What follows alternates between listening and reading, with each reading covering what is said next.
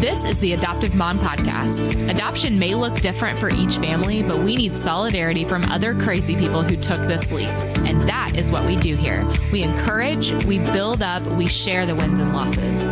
We lean on each other, and we get through this together. Thanks for joining us.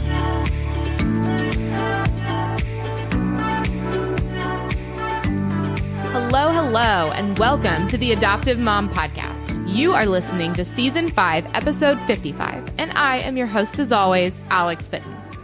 I have a great show for y'all today featuring my guest and Meythaler. So this past weekend was the big Season 5 launch party I've been talking to you guys about, and thank you so much to everyone who came.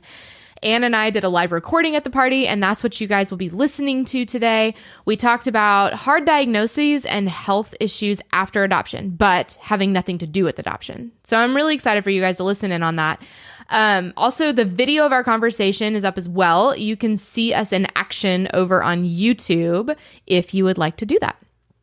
I want to quickly remind you guys, though, that if you enjoyed the free bonus resources last week and want to make sure you're getting them every week, jump over to patreon.com/theadoptivemom and sign up for one of the 5 levels of support there. That will help me keep the show rolling and make you a partner and producer of the show. Plus, it gives you awesome benefits like free stuff, discounts, and exclusive content. Okay, now for my live interview with Anne.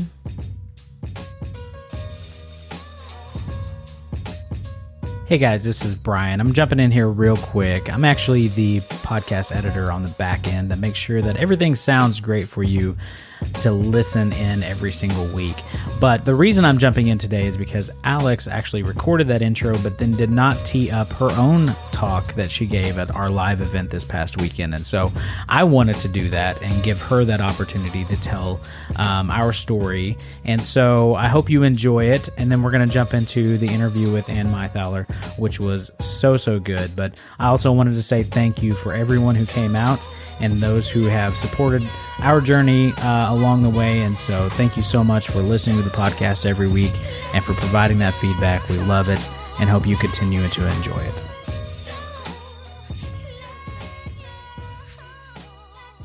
I know that most of you in this room know who I am and know about my family, but I'm going to give you a recap. So clearly we have 4 kids, which Kelly said, and that in and of itself is not that exciting, but how we got there is the interesting part. So we always knew that adoption was part of our plan. My parents, who are here, they tell me that adoption was always part of my plan since they can remember, so clearly since I can remember as well. And I'm really thankful to them for fostering that in me, just all growing up and always encouraging me to follow that calling. So thank you, guys. So Brian and I got married in 2012, and like I said, we always knew that adoption was going to be part of our journey. We just didn't know our timing. So it turns out our timing was all at the same time. So I was pregnant. What Kelly left out of her story is that she, on the panel, talked about how she was pregnant when she adopted. So I was giant pregnant, sitting at training for adoption through the call. And I was like, yes, the one who's also crazy. Can I talk to you? And she was like, I'm going to shoot you straight. It's awful, but you'll be okay. So we had Grady in 2014. We got Clark in 2015. A week and a half later, we found out I was pregnant with Jane by surprise. And we were like, okay, well, let's do this, I guess. It turns out God was not done still. So 2 months later, we found out about Rock, the one in the glasses there.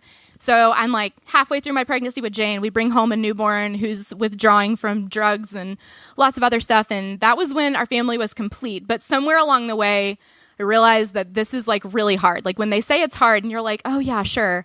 You really just can't understand what that means until you're in it. And I was like, surely I'm not the only one. But we were in such a pit of just isolation and loneliness that it was really hard to get out of that. It was really hard to look around. And coming from neurotypical families, we were not used to needing that much from other people. So when we finally got to the point where we were just humbled enough to reach out for help, and we did, and things started to get a little bit better. You know, I feel like we got to like here, like our heads were out of the pit at least a little bit. And I started looking around and I was like, you know, I really can't be the only one who's going through this stuff. And we were driving home from a vacation with babies, which is a trip, let's just be clear. that is not a vacation. And I'm driving in the middle of the night, everyone else is asleep, and it hits me, this idea for a podcast to, moms are busy, they don't have time to go and meet together always, and so a podcast would be a really great way for women to connect over this incredibly hard thing that moms carry the brunt of, you guys. I mean, we're the first responders, and we're the ones who are hit with the trauma more than anyone else often. So I shake Brian awake. I just tell him my idea in not very many words. And I'm like, isn't that cool? And he mumbles incoherently and rolls over and goes back to sleep. So in the morning, I was like, do you remember what I talked to you about last night? And he said no. So I told him again. And at the end of it, I was like, wouldn't that be cool to do in a few years, like when we're okay? And he was like, no, we're going to do it now. So 1 month later, we launched the Adoptive Mom podcast. And we had no idea that it would take off the way it did. And we're so blessed and humbled and honored that it has, and that people really do seem to need it like I did, need that connection. So that's the Adoptive Mom podcast in a nutshell. And like I said, you guys have been my supporters and my cheerleaders, and I'm so thankful that you're here tonight. With each new season, I've brought some new stuff, but with the 5th season, I decided to just go big or go home. So I want to tell you guys about some of the new implementations. First and foremost, the Adoptive Mom podcast got a makeover, and I'm really excited about it. We hired a professional designer who just really got my vision for the podcast and was able to redo our website. And we have lots of products that are here tonight. There's t-shirts and cookies and all of the stuff that has all of the new branding. Also, we have a Facebook group that now has almost 350 members, which is so crazy that there's that many women that want to be a part of this community. We also joined a podcast network who supports independently produced podcasts, and the founder of that, Daniel Quinn, is in the audience here tonight. So thank you to Voice Press. So another thing that I'm really excited about is, consistently people have been asking for more content, more often, just more from the podcast. And this season, I'm super excited to announce that I'm doing a second weekly show and a 5-day-a-week Bible study guide to go along with each episode. And lastly, I want to thank you guys, because without you, this podcast wouldn't exist. Thank you for supporting me and encouraging me and listening to the podcast and being part of those 30,000 plus downloads. And thank you for being here tonight. I'm just so excited to be able to celebrate 5 seasons with you guys. Thank you so much.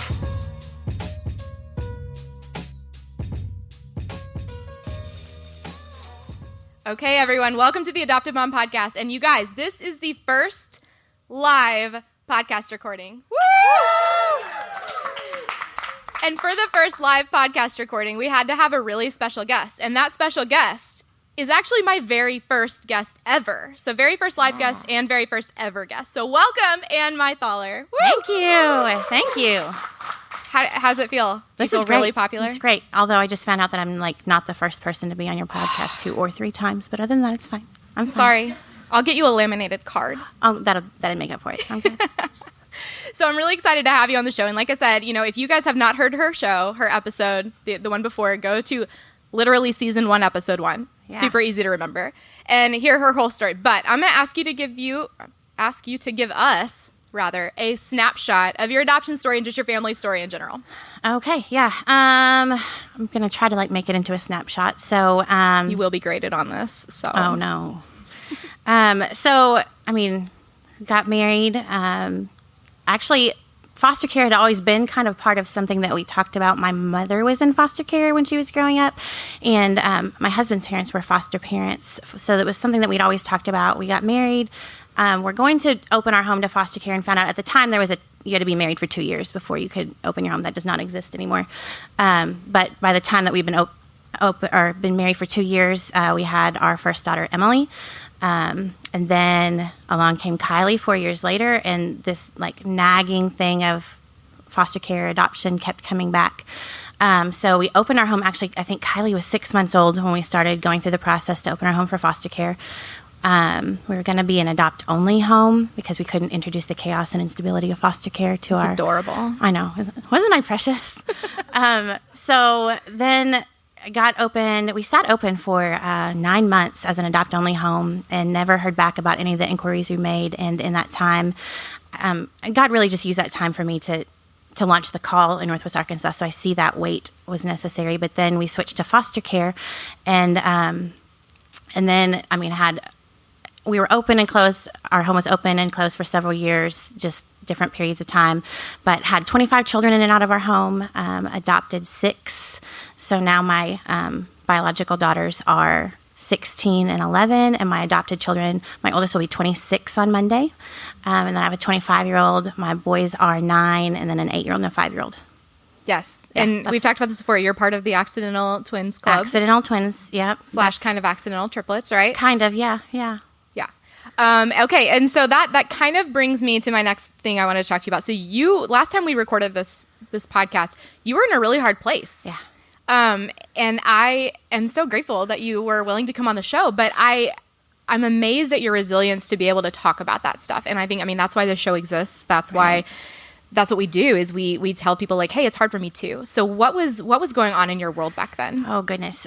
So I was right in the middle of, my marriage had fallen apart. So I was single parenting all of my children.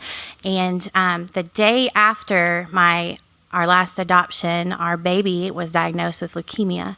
So we were right in the middle of the hardest part of her treatment, navigating all of that and what that looks like for her and for her care, but also for the rest of my kids, plus figuring out single parenting and just shepherding their hurting hearts through a lot of trauma. Yeah. And then I'm like, hey, you want to talk about it on a podcast? It's going to be fun. And you were like, sure, why not? Sure. I love that you were able to talk about the hard stuff. And back then, one of my favorite quotes from that episode, and I don't even know if you remember this, but you talked about your emotions in relation to color. Yeah. And could you give us like a recap of what that was? I don't know exactly how I said it, but I still talk about it because it still feels that same way. But I feel like most of the time when people's lives are just happy and everything is comfortable, you kind of live in this space of like the yellows and the oranges and everything is happy and wonderful. And walking through this season of hard felt like there was just this depth of color, these blues and these purples. And I got to experience all of that in a really beautiful way, and in a way that most people I don't think get to. There was a lot of darkness, but there was a lot of beauty to it. Yeah, and you didn't allow yourself to escape from that. And I think that's another thing that we can all really learn from when we're going through hard stuff, which that's what we're going to be talking about in this episode is the hard stuff that we experience as adoptive parents. But I love that you didn't take the easy way out. No, I'm a feeler of the feelings, so I like to, I will allow myself to just sit in those and feel them and I don't know, kind of honor them before I say, okay, we've learned what we need to learn here. Now we can move on. Yes. Yeah. Whew, and that's a lot. So before we jump into the real topic that I want to talk about, which is when our kids have really hard diagnoses that have nothing to do with adoption. Yeah. But first, I want to talk about the diagnoses that do have to do with adoption. So when we're talking about that, what are we talking about? Oh goodness, anything. There's so many. So we've dealt with reactive attachment disorder in my house. We've dealt with, a lot of that. But really, even just sensory processing across the board, almost every child who comes from a hard place is going to deal with sensory processing, things like that. So any diagnosis that has to deal with their trauma comes up like that. Right. And and those are all those behavioral issues and things that it's not necessarily that we expect them because, I talked earlier in the evening just about it's a type of hard that you just really can't understand until you're in it. You can't grasp it until you're in it, right? Even though people can say words like reactive attachment disorder, we're living in that yellow and, orange spot and we're like, what's that? That's not going to happen to me. And then it does. Well, and you can, even in reading it, you're like, okay, that's going to be hard, but you don't recognize how hard it is until it's in your home, like in your personal space. So within all of that, we come to expect, to a certain degree, some of that stuff. Right. What we don't expect is things like cancer. Right. And so since you and I both have experience with this, I wanted to talk about that. So walk us through just your experience with, we talk about cancer, but you also have a child with developmental issues and you also have one with CP. Yes. So you've got a lot of that going on. Tell us all about that.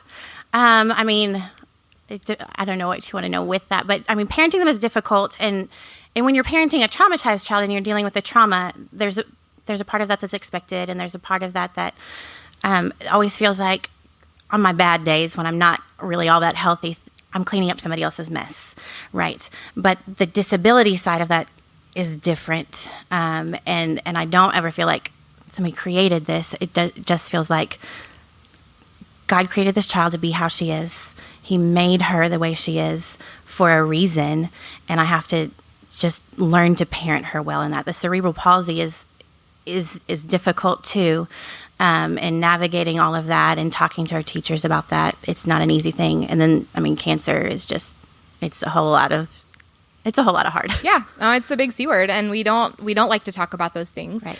And we certainly, any child is the same amount likely to get cancer in theory. We look at the statistics across the board. So I think in our minds, we're like, we've done something really hard. Something like cancer is not going to happen too, but it does. Yeah, you like to think that you've already you've checked those boxes. Like, God, I said this too. Like, I signed up for a lot of hard, and I think there was probably a part of me that thought, well, I voluntarily did a lot of things that were hard, so maybe I'll be spared from the things that are difficult that take you by surprise. Yes, and surprise it did, I'm sure. And like I said, I have experience with this too. My child has Marfan syndrome, which is a genetic condition. So again, every doctor's appointment, people are like, well, who in your family is the carrier? And I'm like, no one. Right. So that's always just it's a really crazy experience because you have all these trauma disorders. And then on top of that, you have something that's completely separate. And you're like, hasn't this child been through enough? Haven't we been through enough? But what I love about you is that you somehow made cancer funny sometimes.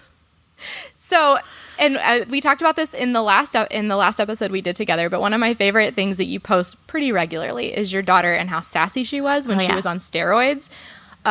She was kind of a mess, right? Oh, yes. She's a baby of 8, so she's already going to be a mess and kind of boss of the world. And then add cancer and the cancer treatment to that. And she just brought out the sass all the time. And the doctors and nurses always loved her and got a kick out of her, which kind of fed into it a little.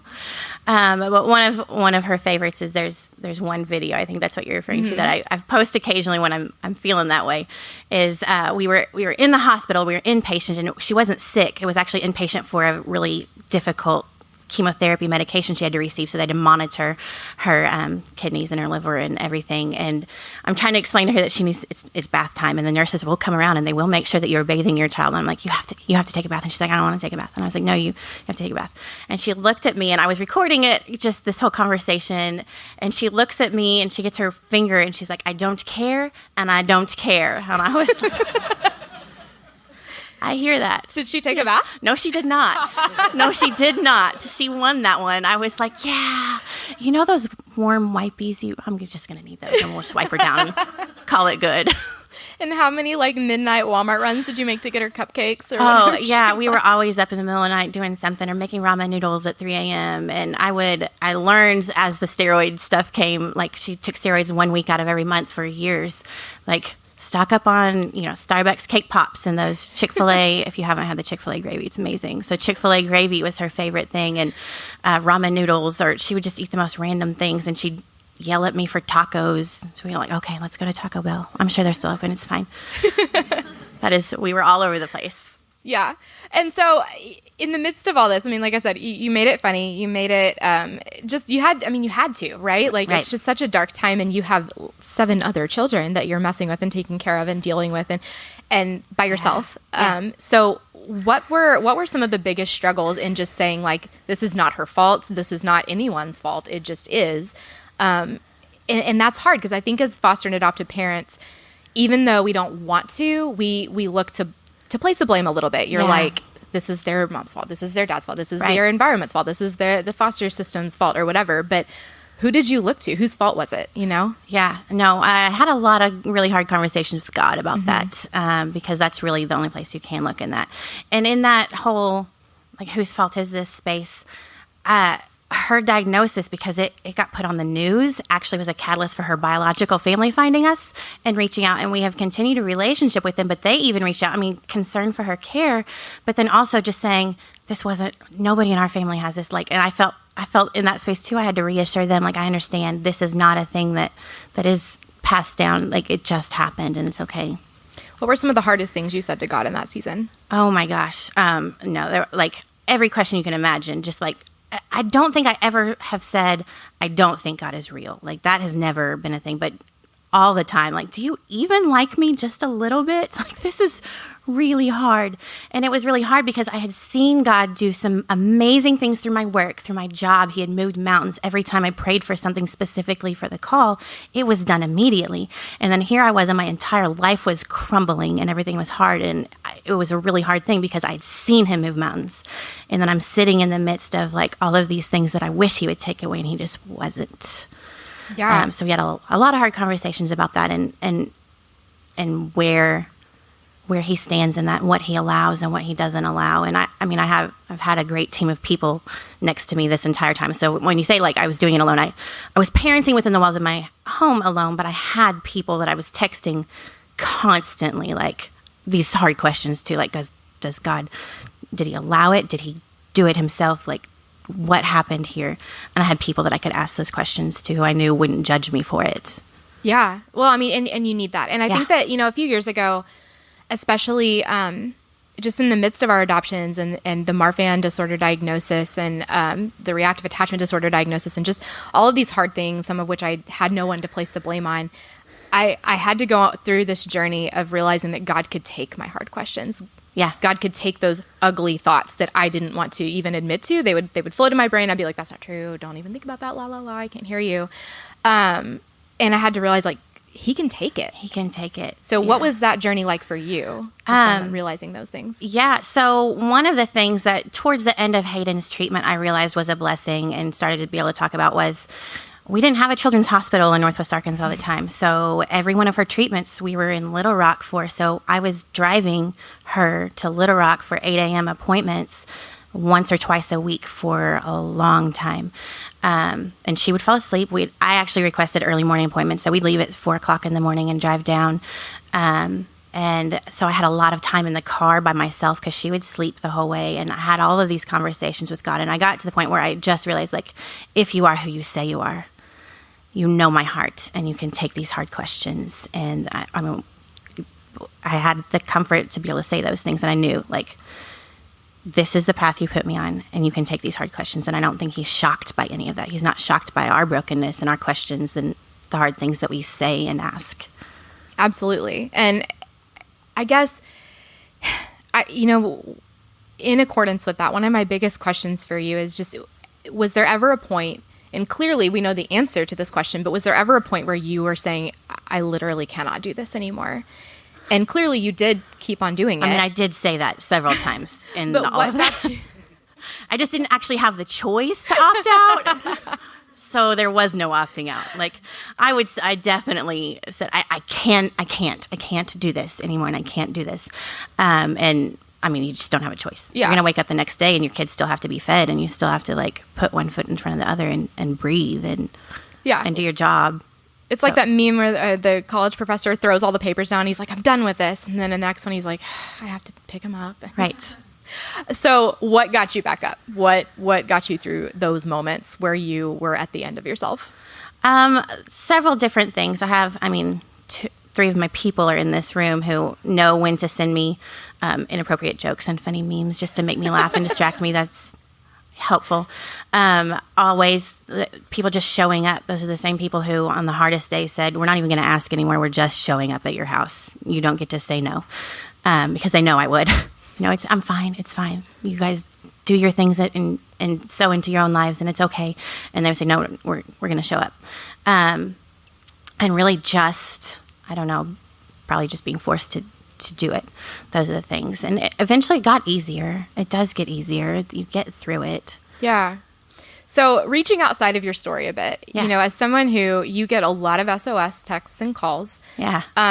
How many of them do you think are because of this, are because of things that have nothing to do with anything other than biology and genetics? How many of those SOS calls? Or just how many adoptive parents do you think deal with these things? Oh, a lot more than we think deal with diagnoses that have nothing to do with the trauma, and they don't know how to navigate that. I get a lot of those texts. So what do they do? Depending on what they're dealing with, I typically know who to help, but to say, you need to find your people. You need to find your people who have gone before you in this, who can answer your questions, who can sit with you in this. That's a really important thing. So that's always my number one. And make sure you have a good doctor that's on the list too. Like, I have a fantastic family doctor, and so I never worried about if I needed to ask those medical questions, even the hard ones or the stupid ones, like that I have the ability to do that. Yes, and when you're dealing with something that you've literally never seen in your family, there are a lot of stupid questions, quote unquote. Well, and because, I mean, I'd never dealt with cancer before, so one of my questions is this caused by prenatal drug exposure, or does that somehow make her chances of beating this less likely? Those were some hard questions that actually took me days to get brave enough to even ask. But you have to have your medical community that you can ask those questions to, and you have to find the other parents who've gone before you in this to ask those questions. And sometimes there's really hard answers to that. In my own experience, Marfan syndrome affects your heart, and we have to make sure that he doesn't put any unnecessary strain on his heart, or even necessary strain. He takes beta blockers to even just stop that. But he was exposed to drugs with antihistamine in them, which put strain on your heart. And so every time I've asked a doctor, is that going to make things worse? They're like, there's just no research for that, which is a really hard answer. It's a hard answer. And we get the same things with the chemotherapies that Hayden has taken. Like, I know she's much more likely to have a secondary cancer as an adult. I've talked to other parents who their daughters will never have children, who they struggle in learning, and they have all of these issues, and we just won't know those things for our kids. And that's hard too, because you don't usually sit. I just sent her off to kindergarten this week, and you don't usually sit and look at your kindergartner and think there's a really good chance that you'll never have children, or that you're going to have a secondary cancer because of the medicine we had to give you to save your life. Yes. Those are hard things. And, when we were talking about this episode and we were prepping for it and talking about possible topics, there were two kind of in the top, and this was one of them. And then the other one was talking to people, talking to teachers and talking to other caregivers about your child's diagnoses and how you almost have categories. And you're like, well, they're adopted and they've had a rough start. And so here's the list of things that are from that. And then also, and we had a lot of laughs about how awkward and uncomfortable and difficult that is when you see the terror in people's eyes. So how has that been for you, sending your kid to kindergarten and having to use the C word? That was actually the moment on the first day of school that I cried, was actually having to explain that. So we talked about this, you say Marfan syndrome, most people haven't heard of that, and so you kind of have to educate them on that. I have one that has cerebral palsy. Most people know what that is, and they know it's not terminal, so that's just kind of an okay. They ask if she's, mobile and if she's verbal, which she is very much mobile and very verbal. And then what was her most recent verbal? Yeah, she proposed to the pizza delivery man on my behalf. It was awesome. She has a thing that she really likes to propose to just random men on my behalf. She is on a mission. I have a great video of her like, we're going to work to find you a husband. I'm like, I'm okay. It's okay. You can stop on this. She chased down the pizza delivery guy and told him that he should marry me. And I was like, it's okay. You can go. You don't have to marry me, I promise. I'm so sorry, and I would probably give you a bigger tip, but that'd be really inappropriate in this moment, so I'm going to not. Hey guys, a quick break to talk about one of our sponsors, Little Box of Decorations. LBD has become my go-to for every celebratory event ever. They will take literally any idea you have and transform it into an amazing event. I used them for my daughter's birthday party last spring, and most recently for my season 5 launch party, which you are listening to right now. They will send you a curated box of decor, table settings, games, and more, all within your budget, right to your doorstep. Check them out for literally all of your party and event needs at littleboxofdecorations.co. Don't you go sticking an M at the end. That's littleboxofdecorations.co. This episode is also brought to you by Alpha Lit Letters. Do you need marquee letters to really add something to your party? I'm guessing you do. I certainly did. I love using them. Go to alphalitletters.com to find a location near you and take your event to the next level.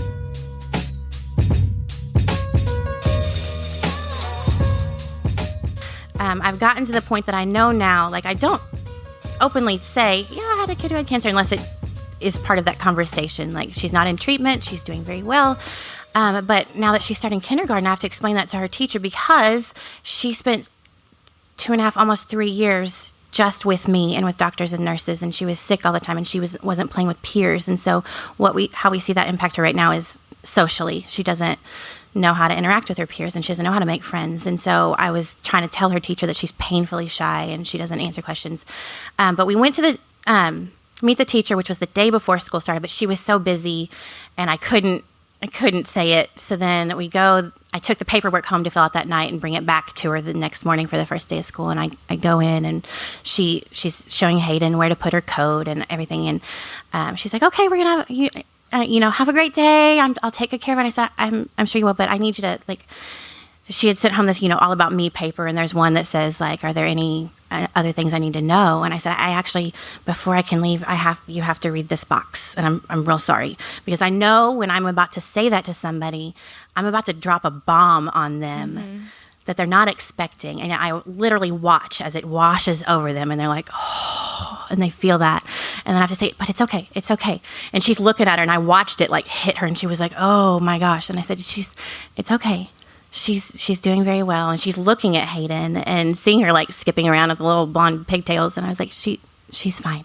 But I needed you to know this before I can just leave. And it's an interesting thing, and it's a hard spot to be when I have to tell people because I know, I'm about to drop a bomb on you and it's ugly. And there's some hard stuff. Yes. And then I feel bad because I'm like, there's the first day of kindergarten. They're supposed to be all happy. And I'm like, hey, here's the thing you probably should know. Yeah. And those conversations are so hard because you don't want to mar, their vision of your kid, and you don't want that to change their childhood, but it does. It does. And, I had to fill out the same paperwork this year, and at the bottom I just put, I would love to meet with you about rocks, smiley face. Yes. And then she was like, well, I have time right now. And I was like, oh, okay, we're doing this now. Well, where do I start? And she just the fear. And anyway, I was just like, I'm very sorry. He's fine-ish, but good luck. And she's like, can she play at recess? And and I was like, no. Treat her like a normal 5-year-old. I promise she is okay. It's fine. Just know that if you're asking her questions, she might not answer in front of the group because she's just socially very shy right now. Yeah. And so, I want to sum up this part of our interview because I want to give time for Kelly to ask questions. So you guys in the audience, and for those of you listening at home, sorry you missed out on this, but for those in the audience, go ahead and get your questions in. But Anne, I know that you've talked, it's kind of been pieced out throughout the entire interview, but if you had to just sum it all up into one thing that you would tell advice or encouragement to adoptive families walking this path when they have a genetic or just something crazy come up that has nothing to do with anything, and now they're thrown into this, and now they're all of a sudden a cancer mom. Right. And I love that you say the club that, the club that you never wanted to be a part of, but that you're so grateful you are. Yeah. So my one thing is just you have to find your people. You have to find your people who are the cancer moms or the Marfan moms. You have to find those, but then you just have to find your friends within your community too, and really plug in and let them help you. I think that we so often it's a pride thing, but we want to take care of our own stuff, and we don't want to show everybody else our brokenness, and so we don't want to let people show up and help us, and it's vitally important that we let them do that, especially in those seasons where we're figuring this out and this new diagnosis and this new normal. Yeah. And it's humbling. It's humbling to have to admit to yourself first that you are in need, that you need help, and that you're not normal, and that your kid's not normal. And those are all really hard things to swallow. And once you do, I feel like it's a lot easier. It is. But goodness. Yeah. Okay. Well, I'm going to let Kelly get up here, and she's going to ask some of the more serious questions first, and then we'll I have some fun questions for you. Oh, okay. We'll see what everyone else has come up with as well. Come on in. I'm taking this right? Yes. Okay. Hey, guys. Okay, so we got some questions for you, Anne. Are you ready? No. I think I'm ready. Okay, so how did you balance parenting your other kids when you were working with a really sick kid? How are you dealing with kids at the hospital and kids at home, and what did that look like? I mean, I wouldn't say that I did that well. And my kid's dad is involved, so he was there to help when I was at the hospital. So that helped too. But really, because Hayden was so young, she went to bed fairly early. She slept a lot, so I made sure to budget time to spend one-on-one with the rest of the kids, check in regularly. We did a lot of family meetings where the little girls would go to bed, and the rest of us would just sit on the couch, and I'd just say, okay. And it was sometimes they were fine. Sometimes we joke and play games, and sometimes it was this mass word vomit of all the things that were going wrong, and I would sit there and just let them say those things because they need the space to do that. And I let them see when I was struggling too. I think that's really important for us to do so that they know that their emotions are okay. But scheduling one-on-one time, going to have lunch with them at school, all of that's really important. For my big girls, I'm a firm believer in mental health days. So my bigger girls, occasionally, when they could say, I can't handle school today, I'd say, okay, let's stay home then. It's cool. I have a follow-up to that, because I think that when you have kids that are saying really hard things to you, and sometimes you feel like you have no more capacity for that, how did you somehow find more? Again, that's one of those, like, I didn't have a choice. Like, you have to just take it and listen to it. And I know I'm a feeler of all the feelings. So I would just sit in that space and just say, okay, just remember to take this from them. They will eventually go to bed. I can go have my hot bath in just a minute and process all of this, but really be present for them in that moment, because that's what they need from me. It's not easy, because there were definite times where I'm like, I need to check out, but I just couldn't. That's hard. Yeah. How complicated was it getting treatment for a child for cancer when the ink is not even dry on the adoption paperwork? Yeah, that wasn't easy. That was an impressive thing, and I felt bad. I mean, she was diagnosed the day after adoption, and so as we check into the hospital, her birth name is up on all the things. Like, you could walk through the halls and see it on the monitors, and I'm like, that's not actually. I don't know how to explain this to you, but that's not really her name anymore. So I actually had to call DCFS and explain the situation to them, and they were fantastic. So she was adopted on a Tuesday, diagnosed on a Wednesday. I had certified adoption decrees in my inbox Thursday, which was impressive. That is an impressive rate. Yeah. Anyone who's adopted knows it was very impressive. They got to me. I sent them, and Hayden was actually in surgery at the time. They were installing her port for all of her chemo, and they somehow messed it up and corrected her bio name to her sister's name first. And then I was like, that's not her name either. It's the other one. So then I had to go switch. And so in the course of that surgery, she was like 3 different names, which they're like, that might mess up Medicaid. We're not really sure. We've never had this happen before, but we think it's correct now. Oh my gosh, that is wild. That stressed me out on your behalf at the time. I was like, can something just go right? Can we pick one thing? Well, we've already mentioned in the show that you get a lot of questions from a lot of people in this area, because you're kind of like the boss of foster care. And I'm just wondering, how did you navigate all of the other questions that you're still, not everybody knew what was going on with Hayden at the time. You're still getting bombarded with random questions about foster care and bio parents and whatever. How did you delegate that? Did you answer that?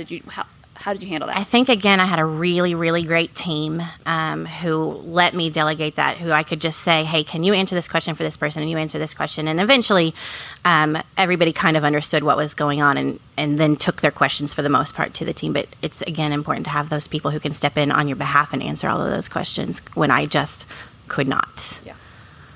Well, and one of my favorites was, didn't the team put a sign on the door of the office that was like, stop. If you've been around anybody that's sick, or you are sick, please just do not come into our office. And I love showing up to the office and seeing that sign. Thank you. So how did your biological and other adopted children react? Like, how did you even tell them the news? Well, I wasn't there. I was in the hospital. They were home with their dad, who had to tell them. And I mean, the doctor walked in to the emergency room and told me, and then he's like, do you want to call your husband, or should I? And I was like, I can't speak these things out loud, and I can't send a text, so I'm going to need you to do that. And so he sat down and told them, and I think it took them a long time to process. Like, they didn't understand. They had a few questions at first about, is she going to die? And then we were in Little Rock for 10 days before we got to come home, and they got to see her again, and that was hard. But they all processed it differently. And one of my kids, within the last few months, has finally come to the space where he's processing, and he'll come to me and say, Hayden had cancer. And I said, yeah. She could have died. Yeah, buddy, she could have. And he's just now to the spot where he feels safe enough to ask the hard questions and process those. So they all processed it differently, but I think that it was just kind of like ripping off a Band-Aid. You just have to say it and tell them. Mm-hmm. Yeah.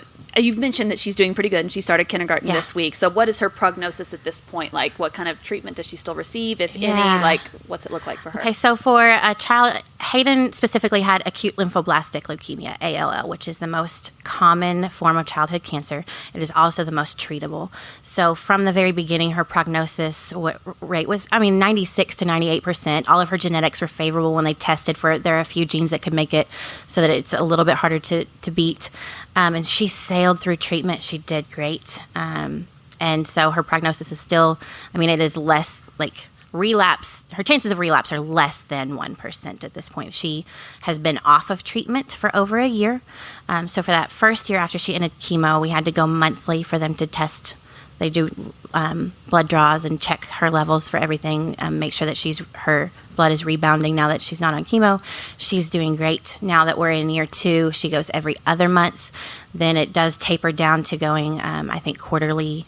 And then some oncologists will track once a year until they hit puberty or until the children are 18. It kind of depends on the oncologist and what they're wanting to track. But she is a year and a half off of treatment now, and she'll have to be continuously monitored at least for that first 5 years. And then after 5 years off treatment is when a child with ALL is considered cured.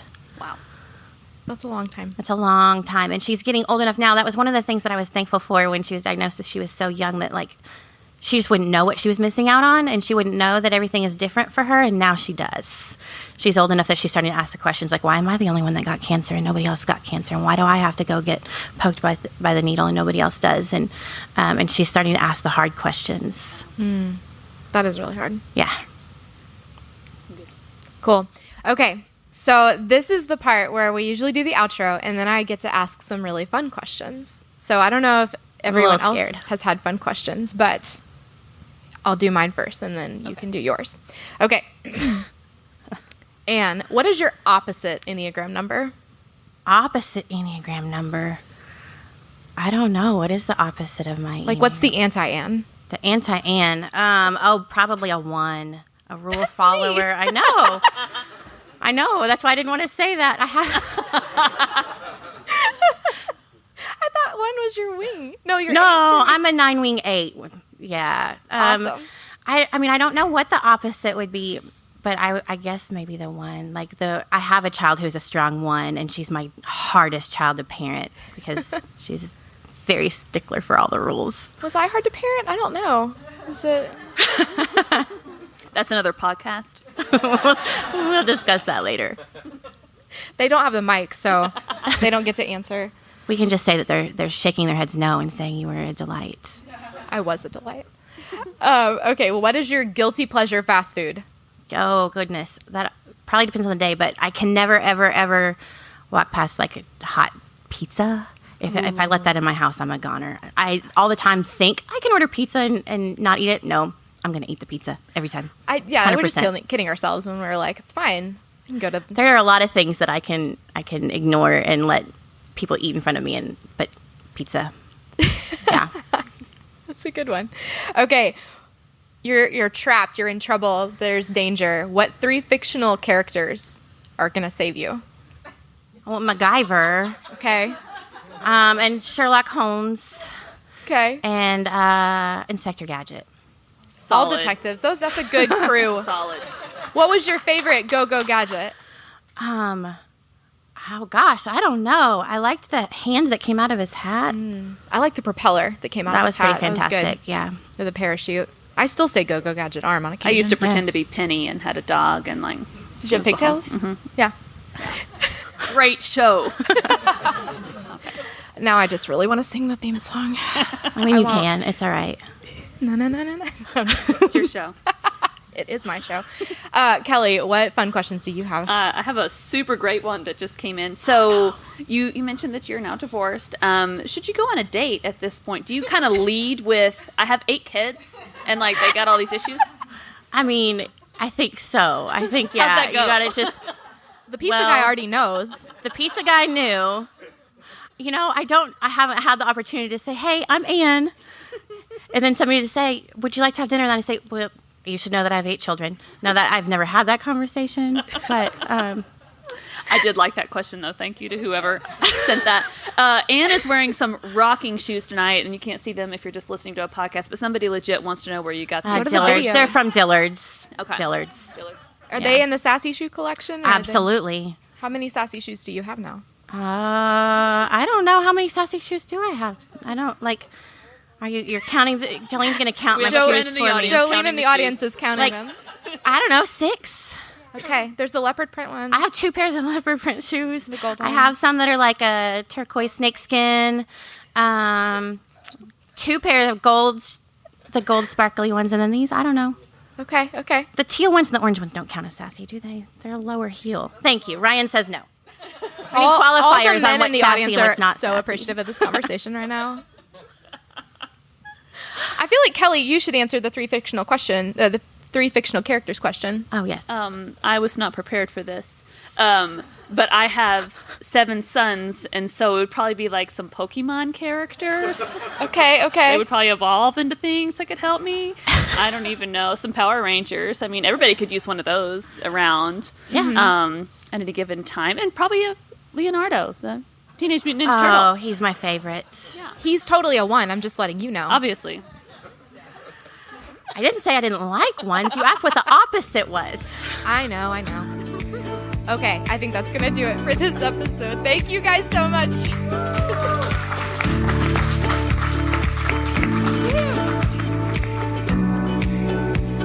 Thank you so much for listening to the Adoptive Mom Podcast. I hope you found encouragement here. I need you to know that you are enough and you're doing a great job. We are all in this together, and I am over here cheering you on. Don't forget to check out show notes for this episode and other resources at theadoptivemompodcast.com. Thanks for joining us.